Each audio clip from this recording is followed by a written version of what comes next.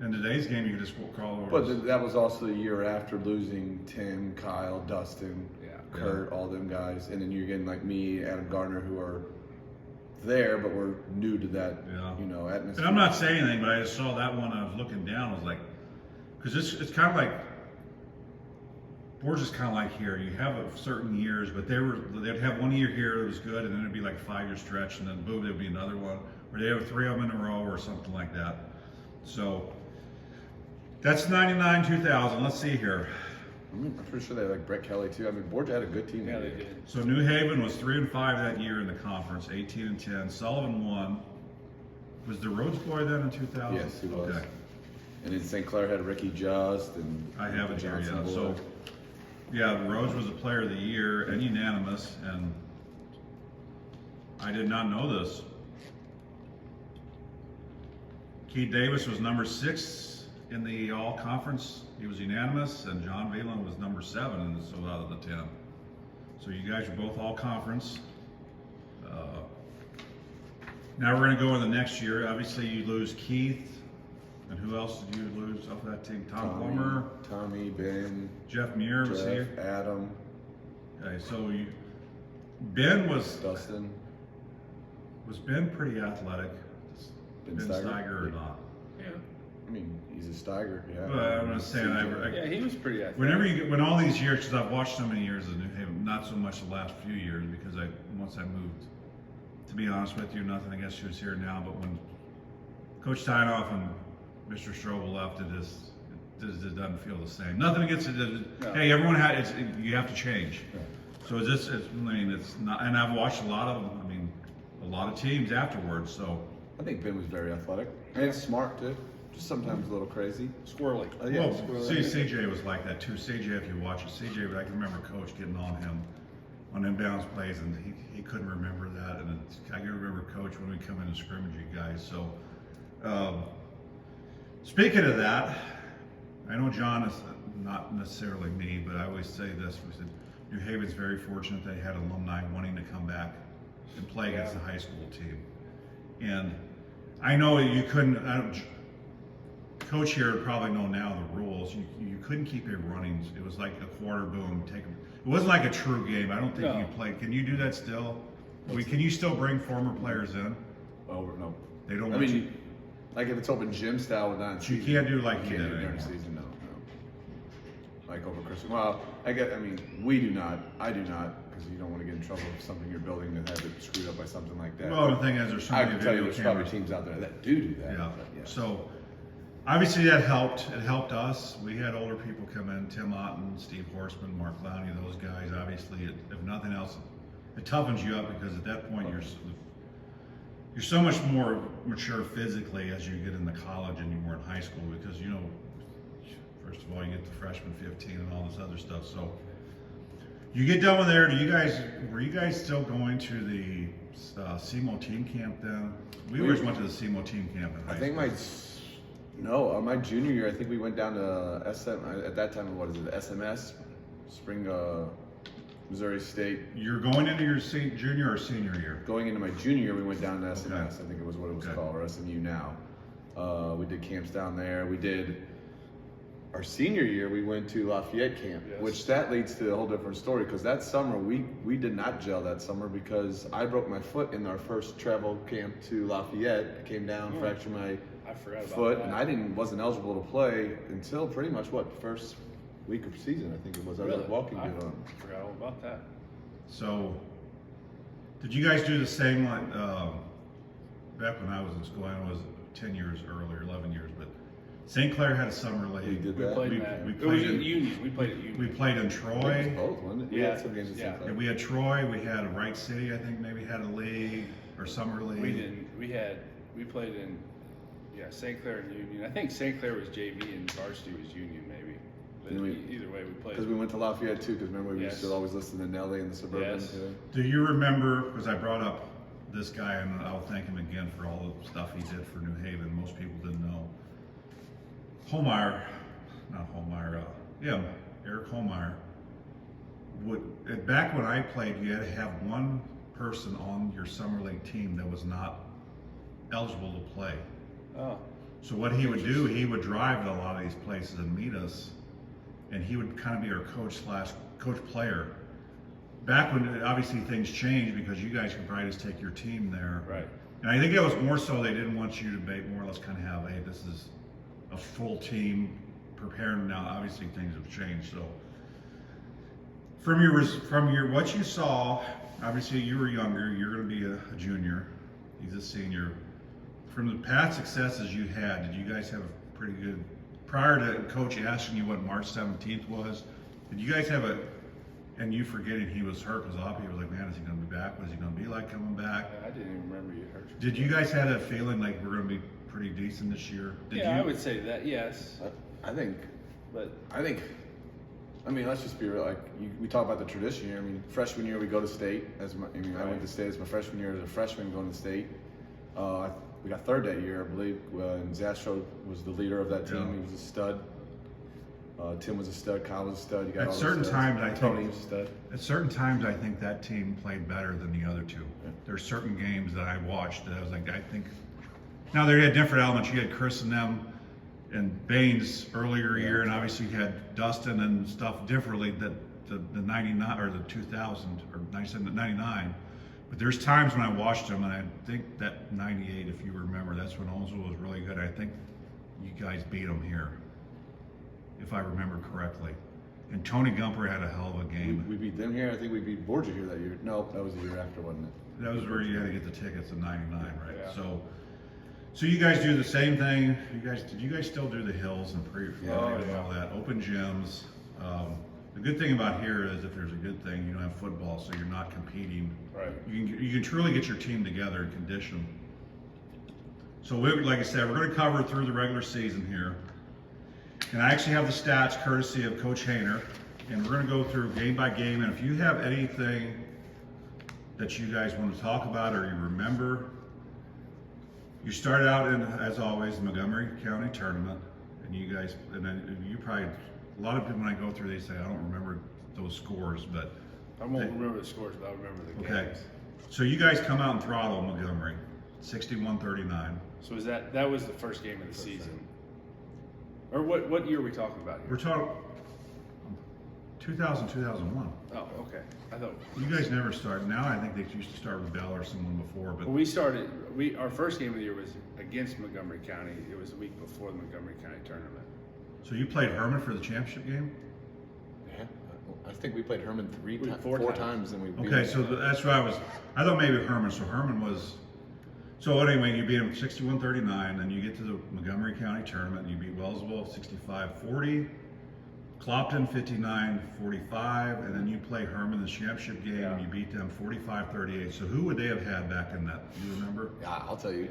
They had a stacked squad. They were good. I mean, they had Ben Lampkin, which we'll talk about that when we get down later in the game where we played them in the Herman tournament.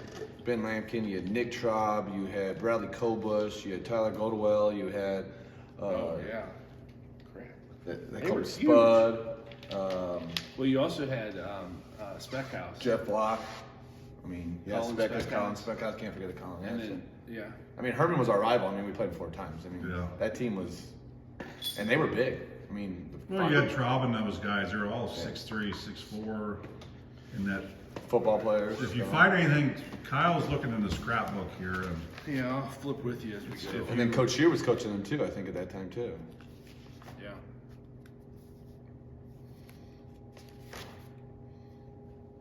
if you have anything about the Herman game in there that, do you remember if it was close throughout the game? I mean, it was close at the end, but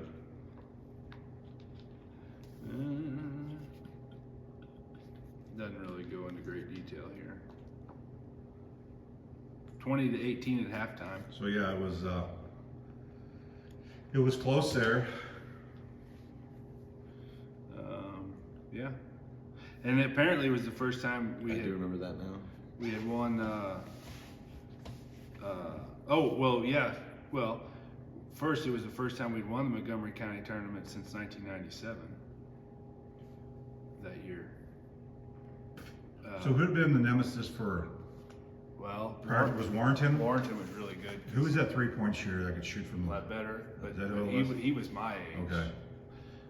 They had a tall one too. They had some size through the years. They did. That was our junior. We had to play him, I think, too, and then they had that big tall. I can't remember his name. But John was 12 of 12 from the free throw line, and we were 18 of 20 as a team against Herman that game. That was very good shooting. Yeah. That probably would have 11 of 12 in the fourth quarter. So it was probably a physical game if you went to It the line was. 12 And times. I remember doing my move all the time: the dribble left and spin back, and they fouled me. And there it says only 2 field goals the whole night, but I went 12 or 12 in the line. I remember that they were. Jeff Block was hard. Nick tried. I mean, it's like you had to go to one, even if you try to get him in foul trouble, you got 3 more coming right at you. Yeah. I mean, I had 12 points and John had 16 points that game. So 28 of the 45. Which that was more balanced scoring than probably most of our games. Most of it, probably 80% of our points came combined 80% of our points probably came between the two of us. Well, together. that's what the stats that I looked Yeah. at. Yeah, it was kind of, you had Johnny and Keith the year before, and then you two. But I think the most important thing is our team was so good is because everyone had a role. And that's what I'm saying. I will I never. was just thinking that. You know, you had several people that would score 2 or 3, and then a lot of times I remember key buckets.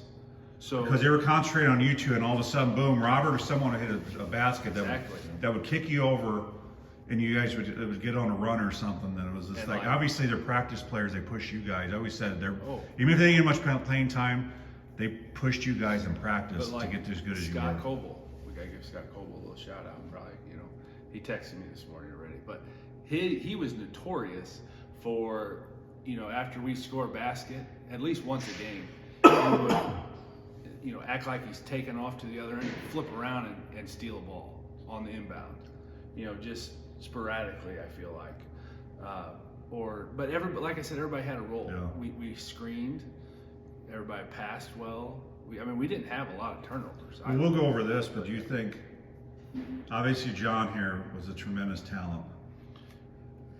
Do you think, and a lot of the offense went through him, Well, yeah, we knew that was the strength of our but team. you also had another guy along with him about the same size. Alan Shear, Yeah, that would help quite a bit. It had to be on the board. He scored, I think if I was to look again, we'll go through him about 8 points a game, but still having the twin towers in there. Definitely Twin Towers. I met his son the other day at the Herman tournament. Yeah. And first thing I said to him is his dad was one of the best mid-range shooters I've ever seen. Yeah. And still to this day, I still agree with that. And then going back to what you were talking about roles, I was thinking that, and actually on the way here, I was thinking about like things that would probably pop up, things to talk about. But I don't think kids know how important roles are today. I try to tell my players now, you may not score every time, but if you do your role, we'll win every time. Yeah. And I think and I tell them I wouldn't have been the player I was without Nick Perjak. He set screens for me. Craig Borshing set screens for me. Those were perfect screens to get that perfect pass from Kyle or Scott or Robert or Eric. Same thing, defensive side. One of us got in trouble, we were always there to back each other up. Yeah. Always Right, there to defense. back each other up. Here's a perfect. So in the game against Wellsville, I know we won by 25, but John had 29 points. As a team, we had 20 assists. Yeah. Yeah. That's unheard of. Yeah, you guys were very unselfish, and especially around that time frame, that's when Coach was doing a lot of sets and plays, and it wasn't so much motion, it was design plays. He always said if you'd had a little more design plays back when I was there, we probably could have went further, but it was more or less, we had a few of them motion. So let's continue going down here because we're already at 18 minutes, and we want to kind of limit these at 30 minutes or so. That's fine. Yeah, we got more games. So you play South Callaway after that. You won 52-43. Then you start in conference. You beat St. Clair 44-36. Pacific 60-49. A lot of these games were pretty close. You guys had a phenomenal record, but We won a tremendous number of close games. Close games under 10 points. And would pay dividends in the state tournament. Yeah. So then you won. I said Union 51-45, and then Wellsville 48 another time 48-24. You played Herman again. Is this when you want to talk about which game you want to talk about, Ben? This is when you guys won by 10. I don't want to talk about it because I still have to live it and dream it every night. 50. You guys beat them 55-45. That must have been I can mark the spot on the court where he shot it right in my face and hit the game winner. That was in the Herman tournament. Herman tournament, right there, baseline side, right in front of the Herman's bench now. Yeah. Right there. I can out of bounds play the baseline, got it, put it up, hit it. So then you play Southern Boone. Well, no, next game we played Owensville. That was we went back-to-back losses there, and actually lost conference. But that's there. after you. We're going through this first. So you played Herman and Southern Boone.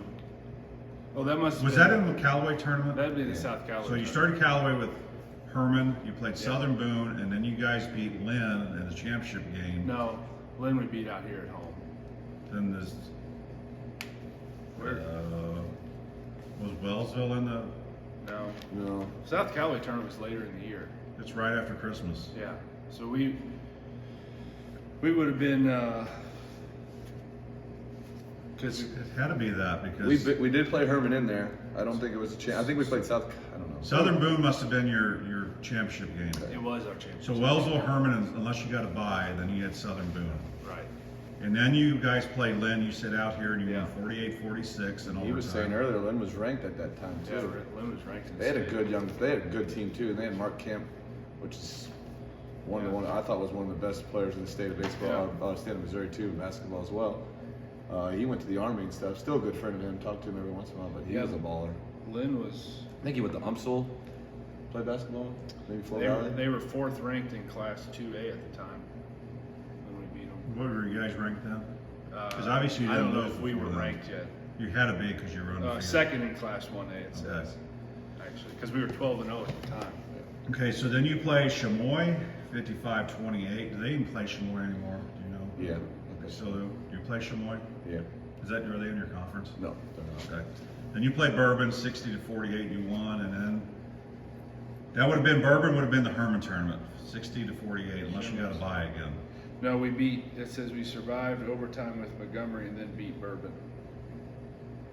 Advanced into the title matchup in the Herman tournament. Against Bourbon?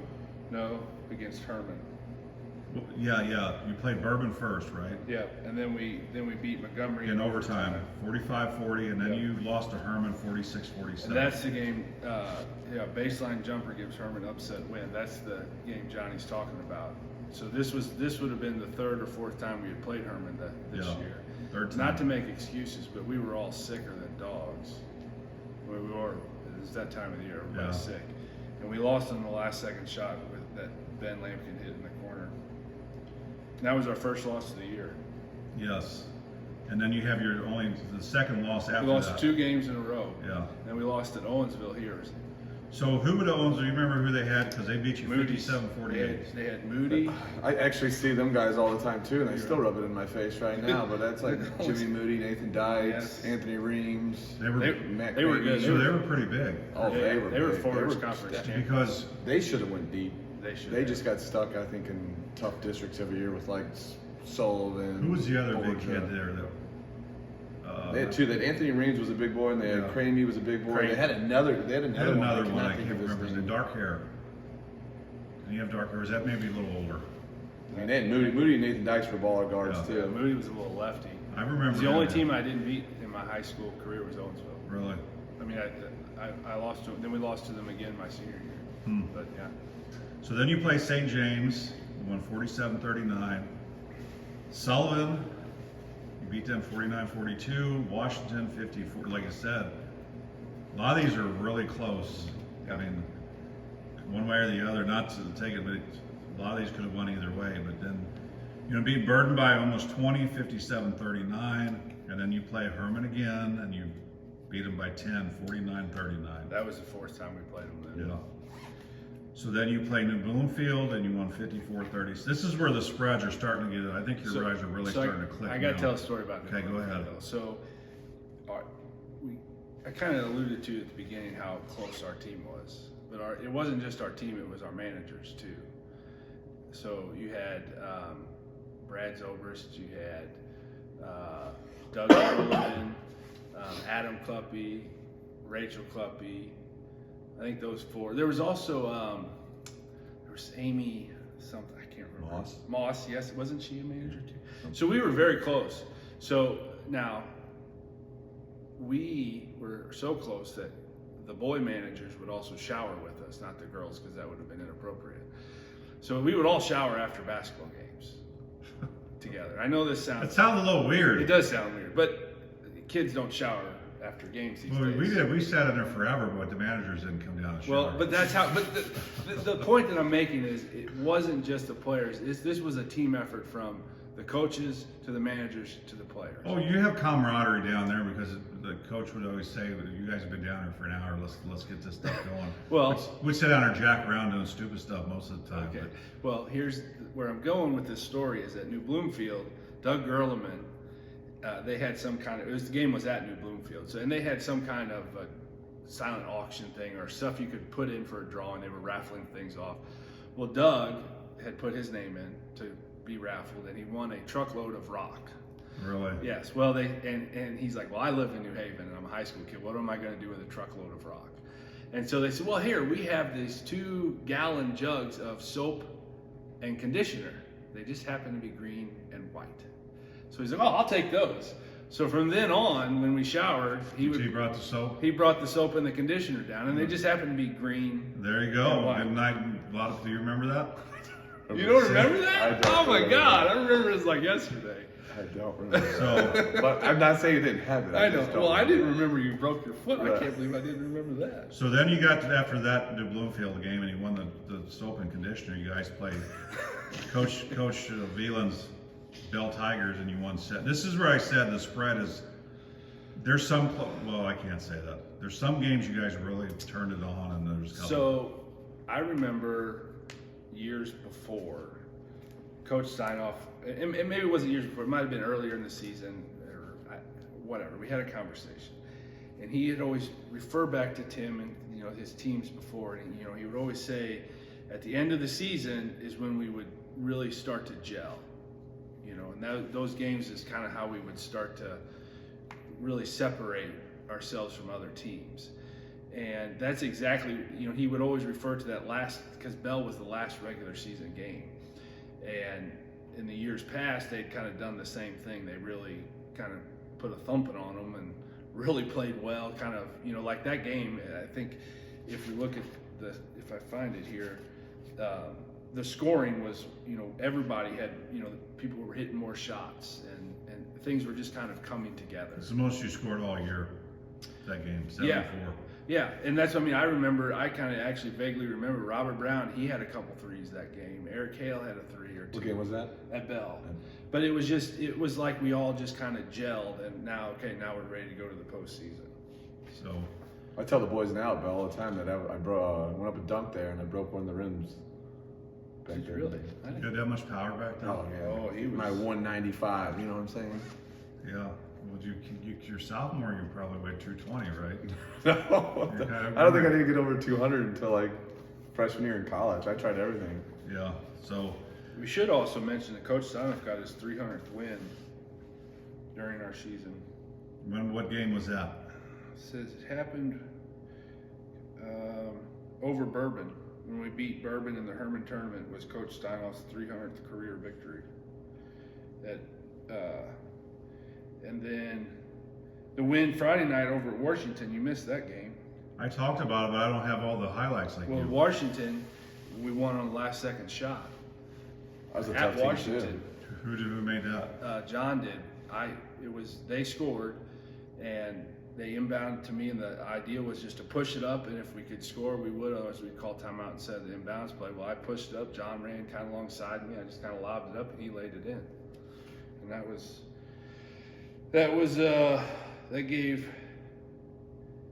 that gave Coach Steinoff his 304th win. So he was 304 and 166. And his teams are 117 and 25 in the last 5 seasons, including this one. So he had only lost 25 games in 5 years.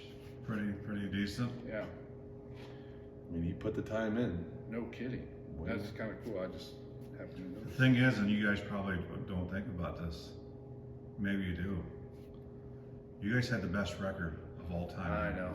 I take pretty good pride in that. What I'm not saying, you look at all the ones that. Oh, I know. But and I look at it this way, nothing against the 90s teams there, but conference was pretty good.